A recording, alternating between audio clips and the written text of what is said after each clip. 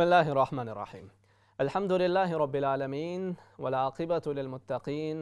والصلاة والسلام على أشرف الأنبياء والمرسلين. أما بعد فأعوذ بالله من الشيطان الرجيم. بسم الله الرحمن الرحيم. لقد كان لكم في رسول الله أسوة حسنة. صدق الله العظيم. ناظرین کرام، السلام علیکم ورحمۃ اللہ وبرکاتہ۔ پروگرام جستجو میں دل کی اتھاہ گہرائیوں سے میں آپ میں سے ہر ایک کو خوش آمدید کہتا ہوں۔ امید کرتا ہوں آپ تمام احباب بخیر و عافیت ہوں گے، اور یہ دعا کرتا ہوں کہ اللہ کریم آج کی رات اور آنے والے دن کے ہر طرح کے شر سے ہم میں سے ہر ایک کی حفاظت فرمائے، اور اللہ رب العزت آج کی رات اور آنے والے دن کی ہر طرح کی خیر و برکت سے ہم سب کو حصہ نصیب فرمائے۔ جو زندگی گزر چکی اس میں ہونے والی خطاؤں کو اللہ رب العزت معاف فرمائے، اور آئندہ آنے والی زندگی کو اللہ رب العزت ہر طرح کی محتاجیوں، بیماریوں، بے سکونیوں سے بچا کر صحت، تندرستی، سلامتی، خیر و عافیت، ایمان اور انسانیت کے لیے منفعت والا بنائے۔ ناظرین کرام، ہم نبی کریم صلی اللہ علیہ وسلم کی سیرت طیبہ کے حوالے سے سلسلہ وار گفتگو کر رہے ہیں۔ ہم نے عرض کیا تھا کہ کس طرح سے نبی کریم صلی اللہ علیہ وسلم کی حیات مبارکہ اور آپ کی ولادت مبارکہ سے قبل جزیرہ عرب اور دیگر مختلف ممالک کے اندر انسانیت کی تذلیل کی جا رہی تھی۔ کسی کی عزت، جان، مال، آبرو محفوظ نہ تھے۔ ہر قبیلہ دوسرے قبیلے کے برسر پیکار تھا۔ ہر ہمسایہ دوسرے ہمسائے کے در پہ آزار تھا، اور مختلف لوگ مختلف جنگوں کے اندر، مختلف قبیلے باہمی چپکلشوں کے اندر اور جنگوں کے اندر شب و روز گزار رہے تھے، اور دوسری طرف انسانیت کی مختلف حوالوں سے تذلیل کی جا رہی تھی۔ بچیوں کو کئی جگہ پہ زندہ درگور کر دیا جاتا تھا، اور کئی دیگر طریقوں کے ساتھ خواتین کی تذلیل کی جاتی تھی۔ اس کے علاوہ غلاموں کے کوئی حقوق نہیں تھے، اور انسان کو بھی پانی سے، مٹی سے کم تر سمجھا جاتا تھا، اور پانی کو، مٹی کو اور دیگر چیزوں کو زیادہ پوتر، پاک اور فضیلت والا سمجھا جاتا تھا۔ اس کے بعد پھر نبی کریم صلی اللہ علیہ وسلم کی ولادت طیبہ سے قبل کہ آپ کے خاندان کے کچھ خاص واقعات ہوئے، اسی طرح سے جو بیت اللہ شریف کے انہدام کی جسارت کی گئی، اس کے حوالے سے بھی کچھ چیزیں آپ کے سامنے رکھیں، اور پھر نبی کریم صلی اللہ علیہ وسلم کی ولادت باسعادت کے وقت جو مختلف برکتوں کا ظہور ہوا، اور کس طرح سے اللہ رب العزت نے مختلف شانوں کا اظہار فرمایا، اس کے حوالے سے بھی مختلف چیزیں آپ کے سامنے رکھی گئیں۔ اور پھر اس کے بعد کس طرح سے نبی کریم صلی اللہ علیہ وسلم حضرت خدیجہ الکبریٰ رضی اللہ تعالی عنہا کے نکاح کے واقعات کی طرف انشاءاللہ ہم آگے بڑھ کے اس کے حوالے سے بھی گفتگو کریں گے، انہیں نبی کریم صلی اللہ علیہ وسلم کی بعثت سے قبل کے واقعات کے حوالے سے۔ اور اس سے قبل پھر ہم نے جو حضرت حلیمہ سعدیہ رضی اللہ تعالی عنہا کے ساتھ آپ کا سفر ہے قبیلہ بنو سعد کی طرف، اس کا بھی ذکر کیا کہ کس طرح وہاں پہ مختلف رحمتوں برکتوں کا ظہور ہوتا رہا، اور حضرت حلیمہ سعدیہ رضی اللہ تعالی عنہا اس سارے سفر کے اندر بڑی خوش تھیں، اور اس کے بعد آپ نے گھر کے اندر جن برکتوں کا مشاہدہ کیا اس پہ وہ اللہ کا شکر ادا کر رہی تھی۔ اب یہ وقت جو حضرت حلیمہ سعدیہ رضی اللہ تعالی عنہا کا نبی کریم صلی اللہ علیہ وسلم کے ساتھ گزرا، یعنی جب سے انہوں نے حضرت نبی کریم صلی اللہ علیہ وسلم، جب آپ حضرت آمنہ کے گھر کے اندر تشریف لائیں اور نبی کریم صلی اللہ علیہ وسلم کے ساتھ آپ واپس جاتی ہیں، اب یہ جو واپسی کا سفر ہے حضرت حلیمہ سعدیہ رضی اللہ تعالی عنہا کا، مکہ سے واپس قبیلہ بنو سعد کی طرف کا سفر، یہ بڑا مختلف سفر ہے، اور جب وہ آئی تھی وہ سفر بڑا مختلف تھا۔ وہ سفر کہ جس میں آپ اپنے قبیلہ کی عورتوں کے ساتھ اپنے گھر سے نکلی تھیں، تو اس وقت دیگر خواتین آپ سے آگے نکل گئی تھیں، اور آپ تاخیر کا شکار ہو گئی تھیں، کیونکہ سواری تیز نہیں تھی، سفاری لاغر تھی، کمزور تھی، اور آپ دوسروں سے پیچھے رہ گئی تھیں، اور باقی خواتین پہلے پہنچ گئی تھیں، اور اس کا مطلب یہ تھا کہ وہ پہلے پہنچ کر جو مختلف سردار تھے ان کے بچوں کو ساتھ لے کے جانے کی میں کامیاب ہو جاتی، اور زیادہ انہیں پیسہ بھی ملتا، زیادہ فائدہ بھی حاصل ہوتا، اور حضرت حلیمہ تاخیر کا شکار ہو رہی تھی، مگر اس تاخیر کے اندر اللہ رب العزت نے ان کے لیے خیر رکھی ہوئی تھی۔ ہم بھی بسا اوقات ناظرین کرام زندگی کے اندر مختلف طرح کی تاخیر کا شکار ہو رہے ہوتے ہیں، ہماری صحت خراب ہوتی ہے، ہم بیماری کا شکار ہوتے ہیں، اور اللہ کے حضور دعا مانگ رہے ہوتے ہیں کہ اللہ رب العزت ہمیں شفا عطا فرما دے، مختلف علاج معالجہ چل رہا ہوتا ہے، مگر بیماری لمبی ہوتی چلی جاتی ہے۔ بسا اوقات کسی کی شادی نہیں ہو پا رہی ہوتی، شادی نہ ہونے کے درمیان یہ جو تاخیر کا سلسلہ ہوتا ہے شادی ہونے تک، یہ جو وقت درمیان میں گزرتا ہے، مختلف طرح کی چیلنجز ہوتے ہیں، یہ ڈیلے آ رہا ہوتا ہے، آپ کوشش بھی کر رہے ہوتے ہیں، مگر تاخیر ہے کہ بڑھتی چلی جاتی ہے۔ بسا اوقات شادی ہو جاتی ہے، اس کے بعد اب اولاد نہیں ہو رہی، اس وجہ سے انسان پریشان ہوتا ہے کہ اولاد نہیں ہو رہی اور ڈیلے بڑھتا چلا جا رہا ہے، تاخیر بڑھتی چلی جا رہی ہے، اور انسان اور مختلف اپنے ارد گرد کے جو رہنے والے عزیز و اقارب ہیں وہ مختلف سوالات کرتے ہیں، باتیں کرتے ہیں، تو انسان پریشانی کا شکار بھی ہے، اور خود بھی وہ اس بات کی تمنا رکھتا ہے کہ اللہ رب العزت اسے اولاد عطا فرمائے۔ پھر انسان بزنس کرتا ہے، کاروبار کرتا ہے، تو اس کے اندر وقتی طور پہ اسے فائدہ حاصل نہیں ہو رہا ہوتا، مختلف طرح کے چیلنجز کا سامنا اسے کرنا پڑ رہا ہوتا ہے، اب وہ دعائیں کر رہا ہے، صدقات دے رہا ہے کہ اس کے کاروبار کے اندر ترقی ہو، کوئی جاب کر رہا ہے تو پروموشن کے حوالے سے دعائیں مانگ رہا ہے، مگر وہ اس کے اندر ڈیلے ہوتا چلا جا رہا ہے، کہیں پر خاوند بیوی کے ساتھ زیادتی کر رہا ہے، بیوی دعائیں بھی کر رہی ہے اور مختلف طرح کی کوششیں بھی کر رہی ہے، مگر خاوند کے رویے کے اندر کوئی بہتری نہیں آتی، ڈیلے ہوتا چلا جا رہا ہے۔ اسی طرح سے کہیں پر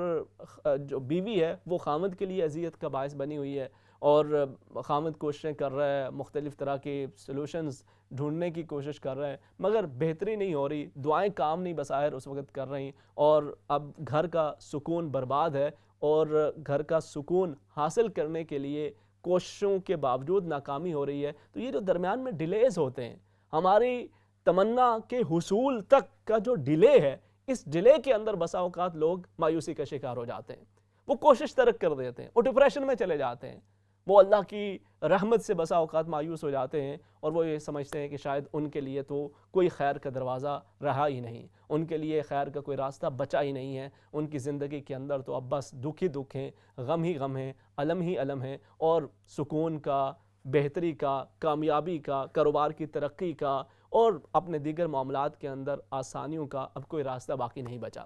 یہ مایوسی انسان کو مزید پریشانی کا شکار کر دیتی ہے، اور انسان ایک پہلے ہی پریشانی سے گزر رہا ہے، اور اس کے بعد مایوسی اس پریشانی میں کئی گنا اضافہ کر دیتی ہے۔ لیکن ہمیں ہمیشہ یاد رکھنا چاہیے کہ یہ جو ڈیلے ہو رہا ہے، یہ جو تاخیر ہو رہی ہے، ہو سکتا ہے اس کے اندر اللہ رب العزت کی کوئی بہت بڑی حکمت ہو، وہ ہمیں کسی بڑی نعمت سے نوازنا چاہ رہا ہو۔ جو لوگ اپنی پریشانیوں کے اندر اور خیر کے حصول تک جو یہ ڈیلے کا سفر ہے، اس کے اندر اللہ کی ذات سے مایوس نہیں ہوتے، بلکہ اس کی ذات پہ پورا یقین رکھے ہوئے ہوتے ہیں، اور ساتھ اپنی کوشش بھی جاری رکھتے ہیں، مگر اس کے ساتھ ساتھ مایوسی سے خود کو بچائے رکھتے ہیں، وہ پریشانی، تکلیف اور اس ڈیلے کے اندر بھی ایک سکون حاصل رکھتے ہیں کہ جب ان کے دل کے اندر، ان کے ذہن کے اندر یہ بات آ جاتی ہے کہ یہ تاخیر بھی میرے رب کی طرف سے ہے، اور رب کا ہر کام حکمت بھرا ہوتا ہے، اس کا کوئی بھی امر حکمت سے خالی نہیں ہے۔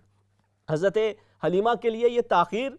اس وقت یقیناً تکلیف کا باعث تھی۔ جب یہ مکہ مکرمہ پہنچی ہیں اور باقی تمام خواتین جو ان کے قبیلے کی تھیں وہ امیر لوگوں کو، ان کے بچوں کو لے کر واپس جا چکی تھیں، تو اب یہ سوچ رہی تھیں کہ اس یتیم بچے کو یہ ساتھ لے کے جائیں کہ نہ لے کے جائیں۔ پھر باہمی مشاورت سے کہا کہ خالی ہاتھ سے جانے سے تو بہتر ہے کہ اسی یتیم بچے کو ہم ساتھ لے جائیں، لیکن انہیں کیا خبر تھی کہ اسی تاخیر کے اندر اللہ رب العزت نے ان کے لیے کتنی بڑی سعادت رکھی ہوئی تھی، کتنا بڑا کرم اور اس کا فضل تھا کہ آج صدیوں کے بعد بھی حضرت حلیمہ سعدیہ رضی اللہ تعالی عنہا کا ذکر خیر ہم بڑے رشک سے کرتے ہیں، ان کی قسمت پر، ان کے مقدر پر رشک کرتے ہیں کہ اللہ رب العزت نے انہیں کتنی عظیم سعادت سے نوازا۔ زندگی کے اندر اگر کسی قسم کا ڈیلے ہے تو مایوسی سے بچیں۔ حضرت یوسف علیہ السلام کی مثال ہمارے سامنے موجود ہے، کس طرح سے ان کی زندگی کے اندر مسائل اور تکالیف کا طویل سلسلہ چلا، کنویں کے اندر بھائیوں نے پھینکا، اور پھر وہاں سے تخت مصر تک پہنچنے تک کس قدر کرب سے آپ کو گزرنا پڑا۔ کہیں مصر کے بازاروں کے اندر آپ کو بیچا جاتا ہے، کبھی آپ کو جیل کے اندر ڈال دیا جاتا ہے،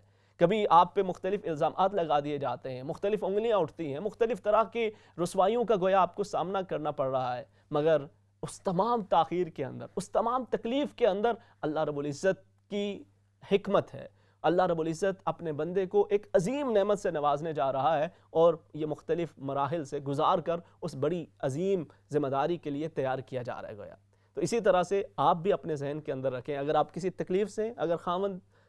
کی طرف سے سلوک بہتر نہیں ہو رہا، بیوی کی طرف سے سلوک بہتر نہیں ہو رہا، اولاد فرمبردار نہیں بن رہی، صحت بہتر نہیں ہو رہی، مایوسی کا شکار نہ ہو۔ کاروبار کے اندر ترقی نہیں ہو رہی، جاب کے اندر پروموشن نہیں ہو رہی، شادی ابھی تک نہیں ہو رہی، اولاد ابھی تک نہیں ہو رہی، اللہ کی رحمت سے مایوس نہ ہو۔ اللہ رب العزت کی ہر کام کے اندر حکمت ہے، کوشش کرنا آپ کا کام ہے، نتیجہ رب تعالیٰ دیتا ہے، اور جب وہ دیتا ہے، جب وہ اپنی رحمت کے دروازے کھولتا ہے تو انسان کے وہم و گمان میں بھی نہیں ہوتا کہ کہاں کہاں سے اللہ رب العزت کی رحمتیں برکتیں اسے حاصل ہوتی چلی جا رہی ہیں۔ حضرت حلیمہ سعدیہ رضی اللہ تعالی عنہا کو کتنی بڑی سعادت ملی کہ ان کے نام کے ساتھ ہی سعدیہ بن گیا، سعادت والی ان کے نام کا حصہ بن گیا۔ اور حضرت حلیمہ سعدیہ رضی اللہ تعالی عنہا اس کے بعد اس معصوم شہزادے کی دیکھ بھال کرتے ہیں اور دل و جان سے آپ کے ساتھ محبت کرتے ہیں اور آپ کی خدمت کے اندر دن بھر مصروف رہتے ہیں۔ اور نبی کریم صلی اللہ علیہ وسلم کی برکت سے آپ کے گھر کے اندر نہ صرف یہ کہ برکتیں ہیں بلکہ باہر جہاں پہ آپ کی بکریاں چرنے پہلے جایا کرتی تھیں اور خالی پیٹ واپس آیا کرتی تھیں، اب وہ بھی پیٹ بھر کے واپس آتی ہیں۔ اور دیگر لوگ بھی کہتے ہیں کہ وہاں پہ بکریاں چراؤ جہاں پہ حلیمہ کی بکریاں چرنے کو جاتی ہیں، کہ وہ جب واپس لوٹتی ہیں تو پیٹ بھرے ہوئے ہوتے ہیں۔ نبی کریم صلی اللہ علیہ وسلم کی برکات کا ہر طرف ظہور ہو رہا تھا، اور یہ قبیلہ بنو سعد گویا اللہ رب العزت کی رحمتوں برکتوں کا مرکز و محور بن چکا تھا کہ ان کے ہر طرح کے حالات کے اندر بہتری آتی چلی جا رہی تھی۔ تقریباً 2 برس کا یہ سلسلہ ہوا اور وقت گزرتے پتہ ہی نہ چلا۔ اب حسب معمول حضرت حلیمہ نبی کریم صلی اللہ علیہ وسلم کو لے کر ان کی والدہ کے پاس پہنچتی ہیں اور عرض کرتے ہیں کہ آپ اجازت مرحمت فرمائیے، اس بچے کی وجہ سے ہمیں بڑی رحمتیں بڑی برکتیں حاصل ہو رہی ہیں، تو ہم اگر مزید کچھ عرصہ ان کو اپنے پاس رکھ لیں تو یہ آپ کی نوازش ہوگی۔ حضرت آمنہ اجازت دے دیتی ہیں ان کے اصرار پہ، تو یہ واپس نبی کریم صلی اللہ علیہ وسلم کو لے کر اپنے گھر آ جاتی ہیں۔ وہاں پر پھر شب و روز اسی طرح سے گزر رہے ہیں، اور اسی دوران کچھ وقت گزرنے کے بعد ایک عجیب سا واقعہ پیش آیا، شق صدر کا واقعہ، کہ جس میں نبی کریم صلی اللہ علیہ وسلم کے سینہ اطہر کو چاک کیا جاتا ہے۔ جب یہ واقعہ پیش آ رہا تھا، یہ اللہ رب العزت نے آسمان سے 2 فرشتوں کو بھیجا تھا جو انسانی شکل کے اندر آئے تھے۔ جب یہ واقعہ پیش آ رہا تھا تو آپ کے رضائی بہن بھائی یہ ساری چیزیں دیکھ رہے تھے، تو وہ پریشانی کے عالم میں بھاگتے بھاگتے گھر گئے اور جا کے والدہ کو بتایا کہ وہاں پہ تو محمد صلی اللہ علیہ وسلم کے سینہ اطہر کو 2 لوگوں نے کھول دیا ہے اور یہ سارا واقعہ پیش آ رہا ہے۔ تو وہ بھاگے بھاگے آئے، آ کے دیکھا تو نبی کریم صلی اللہ علیہ وسلم اپنی جگہ پہ موجود تھے اور بالکل بخیر و عافیت تھے۔ تو انہوں نے حیرت سے پوچھا کہ کیا ہوا؟ تو نبی کریم صلی اللہ علیہ وسلم نے بھی سارا ماجرا ان کو بتا دیا۔ اب حضرت حلیمہ پریشان ہوئیں اور انہوں نے آپس میں مشورہ کیا کہ خدا نخواستہ کوئی ایسا معاملہ ہو گیا، بچے پہ کوئی جادو ہے، کسی قسم کا کوئی اثر ہے، تو یہ نہ ہو بعد کے اندر ہمارے لیے کوئی پریشانی بنے، تو انہیں واپس ان کی والدہ کے پاس چھوڑاتے ہیں۔ تو یہ اب دل برداشتہ سے ہو کے نبی کریم صلی اللہ علیہ وسلم کو واپس والدہ کے پاس لے کے جاتے ہیں اور جا کے انہیں کہتے ہیں کہ انہیں آپ اپنے پاس رکھ لیجئے۔ تو والدہ نے آگے سے کہا کہ آپ تو بڑی محبت سے، بڑے شوق سے، بڑی چاہ سے لے کے گئی تھیں، بڑی لگن سے لے کے گئی تھیں، تو آپ واپسی کا اصرار کیوں کر رہی ہیں؟ تو وہ بار بار کہتے نہیں کوئی وجہ نہیں، لیکن جب انہوں نے اصرار کیا تو انہوں نے سارا واقعہ ان کو بھی بتا دیا۔ تو حضرت آمنہ نے کہا کہ آپ کو پریشان ہونے کی کوئی ضرورت نہیں ہے، کہ میرے اس بچے کو اللہ بہت بڑی شانیں اور بڑا مقام عطا فرمائے گا، کہ آپ نے وہ پہلے وہ تمام بشارتیں دیکھ رکھی تھیں، وہ وقت ولادت ظاہر ہونے والی برکتیں مشاہدہ کر رکھی تھیں، تو آپ نے بڑے یقین کے ساتھ فرمایا کہ شیطان اس بچے کو کسی قسم کا کوئی نقصان نہیں پہنچا سکتا، آپ کو پریشان ہونے کی ضرورت نہیں۔ اب یہاں پہ مختلف روایات ہیں، ایک میں یہ ہے کہ آپ واپس لے کے چلی گئیں، اپنے قبیلہ کے اندر اپنے گھر واپس لے آئیں حضرت حلیمہ، اور پھر چند برس کے بعد واپس نبی کریم صلی اللہ علیہ وسلم کو لوٹایا، اور دوسرا میں یہ ہے کہ یہ آپ کی 4 سال عمر مبارک تھی اور وہیں پر پھر چھوڑ کے آپ واپس آ گئیں اور نبی کریم صلی اللہ علیہ وسلم اپنی والدہ کے ساتھ رہے۔ اور پھر اس کے بعد جب نبی کریم صلی اللہ علیہ وسلم کی عمر مبارک تقریباً 6 برس تھی تو آپ کی والدہ انہیں ننہال کی طرف لے کے جائیں، آپ نے ارادہ فرمایا کہ انہیں ننہال سے ملا کے لایا جائے، تو یہ یثرب کی طرف جاتی ہیں، جو کہ بعد میں نبی کریم صلی اللہ علیہ وسلم کے قدوم میمنت سے مدینہ طیبہ طاہرہ مدینہ منورہ بنا۔ وہاں ہی پر اس سے قبل حضرت عبداللہ جو کہ نبی کریم صلی اللہ علیہ وسلم کے والد گرامی تھے، وہیں پہ ان کا انتقال ہوا تھا۔ نبی کریم صلی اللہ علیہ وسلم کی ولادت سے قبل جب آپ اپنی والدہ ماجدہ کے شکم اطہر کے اندر تقریباً 7 ماہ کے تھے تو آپ کے والد تجارت کی غرض سے شام کی طرف گئے۔ وہاں سے واپسی پر راستے کے اندر نبی کریم صلی اللہ علیہ وسلم کے ننہال والوں سے ملنے کے لیے آپ تشریف لے گئے، وہیں پہ آپ کی طبیعت خراب ہوئی اور وہیں پہ آپ کا انتقال ہو گیا، وہیں پہ آپ کو دفن کر دیا گیا۔ علماء نے لکھا کہ 4 قسم کے یتیم ہوتے ہیں، یتیمی کی 4 قسمیں ہیں، ان میں سے سب سے زیادہ دردناک، کربناک اور تکلیف دہ یہ ہے کہ انسان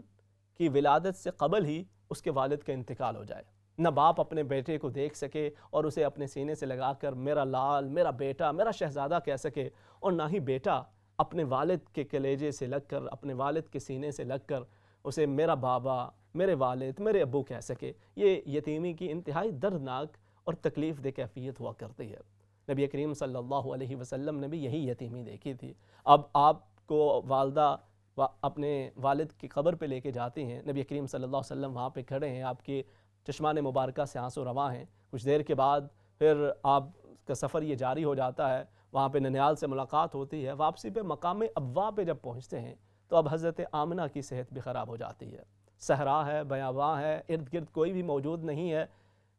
طبیعت خراب ہو چکی ہے۔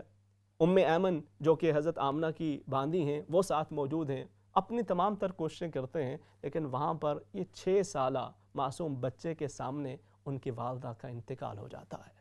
نبی کریم صلی اللہ علیہ وسلم کی کیفیت اس وقت کیا ہوگی؟ وہ معصوم بچہ کہ جس کے سر پہ پہلے ہی والد کا سایہ موجود نہ تھا، اب والدہ بھی ان کی آنکھوں کے سامنے اس دنیا سے روانہ ہو جاتی ہیں۔ بچوں کو تو والدین اگر ان میں سے کسی ایک کا انتقال ہو بھی جائے نا تو وہ انہیں خبر نہیں دیتے، اس وقت بہانے سے کہتے ہیں کہ تمہارے والد یا تمہاری والدہ کہیں چلے گئے ہیں، بعد کے اندر آ جائیں گے، وہ وہاں پہ بیزی ہیں، وہاں پہ ان کو کوئی کام ہے، کچھ عرصے کے بعد واپس آ جائیں گے، تاکہ جب بچے بڑے ہو جائیں تو انہیں اندازہ ہو، اور تو تب شاید ان کے کچھ غم کے اندر، ان کی تکلیف کے اندر کچھ کمی ہوگی۔ یہاں پر تو آپ کی آنکھوں کے سامنے آپ کی والدہ کا انتقال ہوتا ہے۔ ام ایمن کہتی ہیں کہ جب میں نے نبی کریم صلی اللہ علیہ وسلم کی والدہ کو دفن کیا اور قبر کے اوپر مٹی ڈال دی، تو اب نبی کریم صلی اللہ علیہ وسلم، وہ معصوم محمد صلی اللہ علیہ وسلم اپنی والدہ ماجدہ کی قبر کے ساتھ لپٹے ہوئے ہیں۔ میں انہیں ہٹانے کی کوشش کرتی ہوں مگر وہ یا امی کہہ کر اپنی والدہ کی قبر کے ساتھ لپٹے ہوئے ہیں، اور پھر بڑی مشکل سے میں انہیں وہاں سے ہٹا کر واپس لائی، اور جب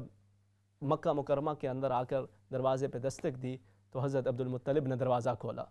پوچھا والدہ کہاں ہیں امک؟ بتایا کہ ان کا تو انتقال ہو گیا۔ نبی کریم صلی اللہ علیہ وسلم کو کہ جد امجد نے سینے سے لگایا اور کہا کہ یا بنیا، اے میرے بیٹے، آپ کو کوئی پریشان ہونے کی ضرورت نہیں ہے، آپ کی کفالت کرنے کے لیے میں موجود ہوں۔ اور پھر جناب عبد المطلب بھرپور طریقے سے آپ کی دیکھ بھال کرتے رہے، مگر 2 برس کے بعد ان کا بھی انتقال ہو گیا۔ گویا اللہ رب العزت یہ اپنے حبیب کریم صلی اللہ علیہ وسلم کی کفالت وہ اپنے ذمہ لے رہا تھا۔ الم یجدک یتیما فآویٰ، اللہ کریم نے آپ کی کفالت اور آپ کی اس یتیمی کے اندر اس طرح سے آپ کی کفالت فرمائی اور اس طرح سے اس کے انتظامات کیے کہ اللہ رب العزت کے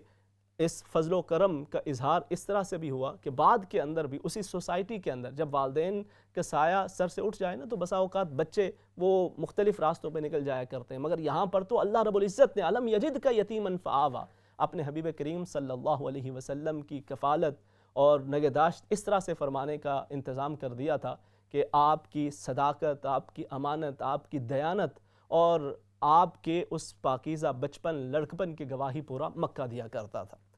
تو ان کے انتقال کے بعد جناب ابو طالب نے آپ کی کفالت کا ذمہ لے لیا اور نبی کریم صلی اللہ علیہ وسلم ان کے ساتھ رہنے لگے۔ اسی دوران حضرت ابو طالب آپ کو لے کر شام کی طرف روانہ ہوتے ہیں۔ تقریباً نبی کریم صلی اللہ علیہ وسلم کی عمر 12 برس تھی۔ تو اس سفر کے دوران ایک گرجا گھر کے قریب پہنچے تو وہاں کا جو راہب تھا وہ کبھی بھی باہر نہیں آیا تھا، بڑے بڑے لوگ وہاں سے گزرے، کبھی وہ باہر نہیں آتا تھا، لیکن جب یہ قافلہ وہاں پہ پہنچا تو وہ راہب جس کا نام بحیرہ، بحیرہ یا پھر ایک روایت کے مطابق جرجیز تھا، وہ باہر آیا اور اس نے آ کر قافلہ والوں سے بڑی محبت کے ساتھ سلام دعا کی۔ تو وہ بڑے حیران ہوئے، کہا کہ اے راہب، آپ پہلے تو کبھی باہر تشریف نہیں لائے، تو آج آپ کیسے باہر تشریف لائیں؟ تو کہا کہ اس معصوم بچے کی وجہ سے، کیونکہ میں نے دیکھا کہ ہر ایک درخت اور پتھر جس کے قریب سے یہ گزرتے تھے وہ ان کے سامنے گویا جھکتا چلا جاتا، سجدہ کرتا چلا جاتا، تو یہ بغیر کسی نبی کے یہ درخت اور یہ پتھر یوں سجدہ نہیں کیا کرتے، تو میں اسی لیے آیا ہوں، ان سے ملنے کے لیے آیا ہوں۔ تو کہا ان کی کفالت کون کر رہا ہے، کون ان کا ولی ہے؟ بتایا ابو طالب ہیں۔ تو ابو طالب تشریف لائے، ان سے پوچھا کہ یہ کون ہیں آپ کے؟ تو انہوں نے کہا کہ میرے بیٹے ہیں۔ کہا یہ آپ کے بیٹے نہیں ہو سکتے۔ تو کہا بالکل ٹھیک ہے، یہ میرے بھتیجے ہیں، ان کے والد کا انتقال ہو چکا ہے۔ تو آپ کو کیسے خبر؟ کہا ہم نے اپنی کتابوں کے اندر نبی آخر الزمان کی جو علامات پڑھ رکھی ہیں وہ علامات ان کے اندر ظاہر ہو رہی ہیں۔ الذین آتیناہم الکتاب یعرفونہ کما یعرفون ابناءہم، اللہ رب العزت فرماتا ہے کہ جنہیں ہم نے کتاب عطا فرمائی وہ آپ کو اسی طرح سے جانتے ہیں جیسے وہ اپنے بچوں کو جانتے ہیں، یعنی ان کی تمام علامات ان کے سامنے موجود ہیں۔ تو پھر اس راہب نے کہا کہ آپ ان کو آگے نہ لے کے جائیں کہ کوئی شریر لوگ ان کو تکلیف پہنچا سکتے ہیں، اذیت پہنچا سکتے ہیں، آپ انہیں واپس تشریف لے جائیں اور انہیں واپس مکہ کے اندر پہنچا دیں۔ تو حضرت ابو طالب آپ کو لے کر واپس مکہ مکرمہ آ جاتے ہیں۔ وہیں پر نبی کریم صلی اللہ علیہ وسلم پھر اپنے چچا کے ساتھ شب و روز گزار رہے ہیں، مختلف معاملات کے اندر ان کی مدد بھی کرتے ہیں اور مختلف واقعات کا ظہور ہوتا رہتا ہے۔ اسی وقت ایک قحط کا سا سامان تھا، لوگ ابو طالب کے پاس پہنچے کہ قحط ہے، تو حضرت ابو طالب نبی کریم صلی اللہ علیہ وسلم کو لے کر خانہ کعبہ تشریف لے جاتے ہیں اور ان کو ساتھ ان کے بھی ہاتھ اٹھاتے ہیں اور اللہ کے حضور دعا کرتے ہیں، تو اللہ رب العزت اسی وقت بارش نازل فرماتا ہے۔ تو آپ یہ کہا کرتے تھے وَأَبْيَضُ يُسْتَسْقَى الْغَمَامُ بِوَجْهِهِ، کہ وہ خوبصورت چہرے والے کہ جن کے چہرے کی وجہ سے، یعنی جن کی وجہ سے، جن کے صدقے گویا اللہ رب العزت بارشوں کو نازل فرمایا کرتا ہے۔ آپ یتیموں کی دیکھ بھال کرنے والے اور غریبوں کی دکھوں کی مداوع فرمانے والے۔ تو حضرت ابو طالب کے ساتھ آپ کے وقت گزرتا چلا گیا۔ اسی دوران تقریباً آپ کی عمر 20 سال تھی، تو ایک اور واقعہ پیش آیا جس کو ایک حلف الفضول کے حوالے سے جانا جاتا ہے۔ قبیلہ زبید کا ایک شخص آیا مکہ مکرمہ کے اندر اور اس نے ایک سردار عاص بن وائل سے کچھ مال خریدا، تو وہ واپس ان کو پے کرنے کے بجائے اس نے ان کو واپس بھیج دیا، کہا کہ آپ کو کچھ بھی نہیں ملے گا۔ تو یہ اب ان کے ساتھ زیادتی ہو رہی تھی، تو یہ مختلف لوگوں کے پاس گئے، سفارشیں کی کہ میں نے مال بیچا ہے مگر مجھے اس کی رقم نہیں مل رہی، کوئی بھی سننے کے لیے تیار نہیں تھا۔ تو زبیر بن عبد المطلب انہوں نے عبداللہ بن جدعان کے گھر ایک میٹنگ بلائی اور اس میں چند سرکردہ نوجوانوں کو بلایا اور کہا کہ ہم سارے مل کر ایک معاہدہ کرتے ہیں کہ یہاں مکہ کے اندر جس کے ساتھ بھی زیادتی ہوگی ہم اس کے ساتھ کھڑے ہوں گے اور اس کو اس کا حق دلائیں گے۔ تو نبی کریم صلی اللہ علیہ وسلم اس معاہدے کا حصہ تھے، آپ وہاں پہ موجود تھے، اور آپ بعد کے اندر بھی فرمایا کرتے تھے کہ اگر آج بھی مجھے کوئی اس معاہدے کے حوالے سے بلائے گا تو میں اس کی مدد کے لیے تشریف لے جاؤں گا۔ نبی کریم صلی اللہ علیہ وسلم کا یہ واقعہ ہمیں یہ درس بھی دیتا ہے کہ نوجوان مسلمان کہیں پر بھی موجود ہو، اسے چاہیے کہ وہ اس سوسائٹی کی جو ضروریات ہیں اس کے اندر انوالو ہو اور اپنا کردار ادا کرے۔ اللہ رب العزت ہمیں نبی کریم صلی اللہ علیہ وسلم کی سیرت طیبہ کو سمجھنے، عمل کرنے کی توفیق عطا فرمائے، آمین بجاہ النبی الامین، وآخر دعوانا ان الحمد للہ رب العالمین۔